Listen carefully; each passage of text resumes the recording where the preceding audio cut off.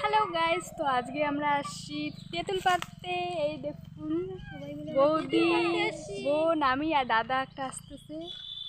এই দেখুন তেঁতুলি রাস্তা, রাস্তা দেখা যায়? যাবো পরে দেখাবো, এখন এখান থেকে দেখাই যায় না। তাড়াতাড়ি আয়, আমরা যাবো এখন তেঁতুলি পাড়তে। একটু পরে দেখাচ্ছি। তেঁতুল আরো আছে এইখানতে, আর ওখানে ধান বাড়িতে পড়ে গেছে অনেকগুলো। এগুলো থাক, ধান বাড়িতে থাক, ওইখানে প্রচুর প্রচুর সারও। তেঁতুলগুলো তো কাঁচা, কাঁচা তেঁতুল খাওয়া যায় রে। খাতো একটা, সেই টক, সেই টক।